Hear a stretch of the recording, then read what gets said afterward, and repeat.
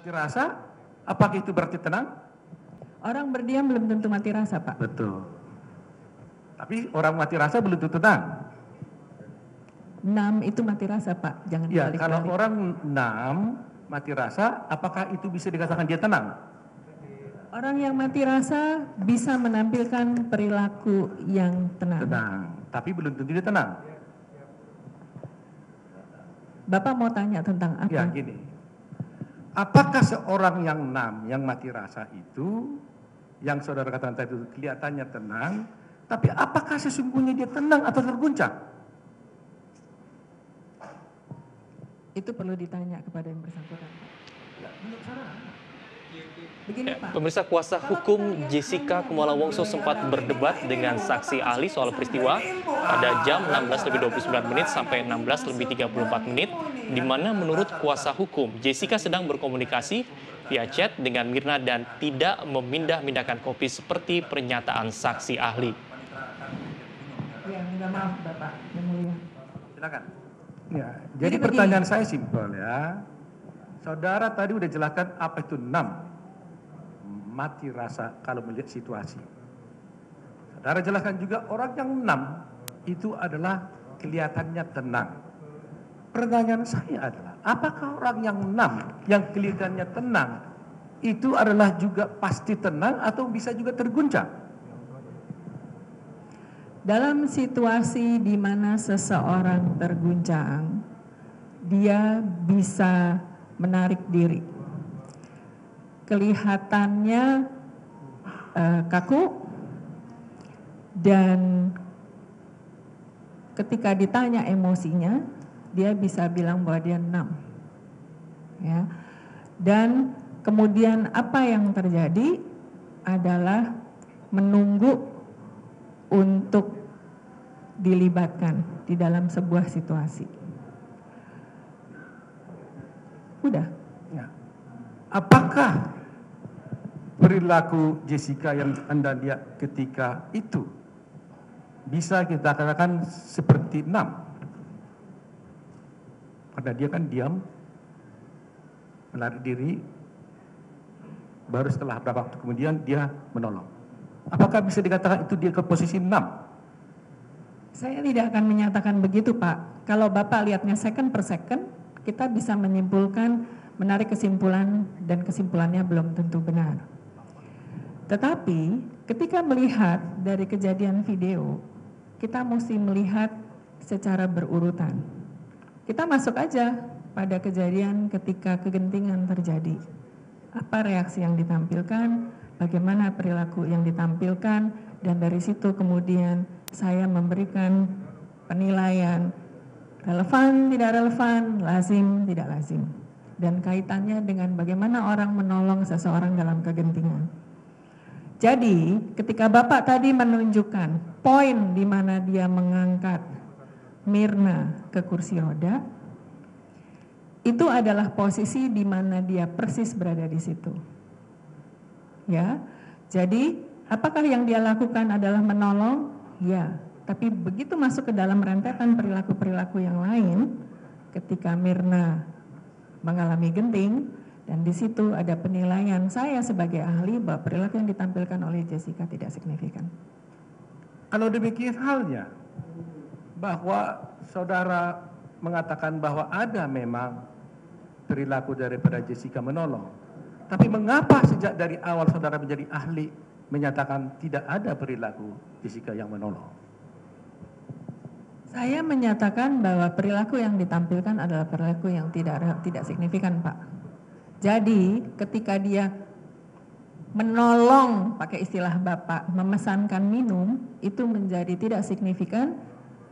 Dia memesankan kan? Betul. Ada kan perilakunya? Betul.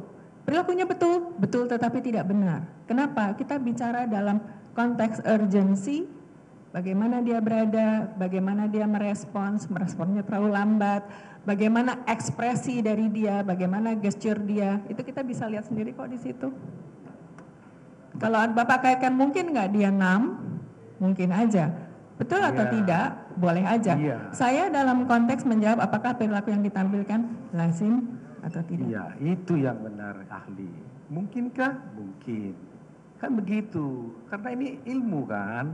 Jadi jangan bilang bahwa tidak mungkin. Nah mungkin soal 6 atau tidak nanti kita tanya dia. Ini ilmu saintik aja, kita santai aja. Ini kan soal akademik gitu ya. Nah, kalau ada orang mengalami kejadian kritis seperti itu, kemudian umpamanya ada meninggal, apakah juga orang mungkin melakukan perilaku yang impulsif? Yang Bapak maksud apa? Apakah ada orang kalau ada melakukan suatu kejadian, mengalami kejadian kritis, umpamanya meninggal atau ada kejadian tabrakan gitu, apakah orang di sekitarnya itu bisa melakukan suatu perilaku yang impulsif? Impulsif yang Bapak maksud? Ya, pemirsa, kita lanjutkan kembali sidang dari Pengadilan Negeri Jakarta Pusat terkait dengan kasus pembunuhan Wayan Mirna Salihin dengan tersangka Jessica Kumala Wongso. Mungkin bisa saya bacakan di sini. 1. Memiliki kemampuan untuk memikat dan menggoda orang lain yang memiliki kebutuhan emosional dan naif. Hal ini dilakukannya sambil mencari kesenangan dan memenuhi nafsu seksual. Yang kedua, mereka membuat seakan hubungan yang dijalankan istimewa, namun sebenarnya ia tidak benar-benar tulus menjalankannya.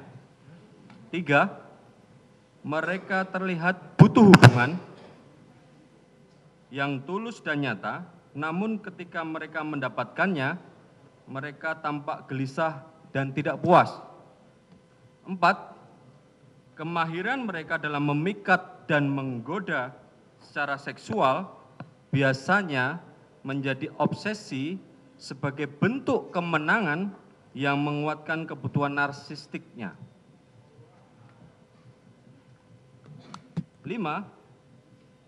Ketika mereka sudah memenangkan seseorang, mereka kemudian tidak lagi menganggap orang tersebut penting atau bernilai dan mulai mencari orang baru. 6.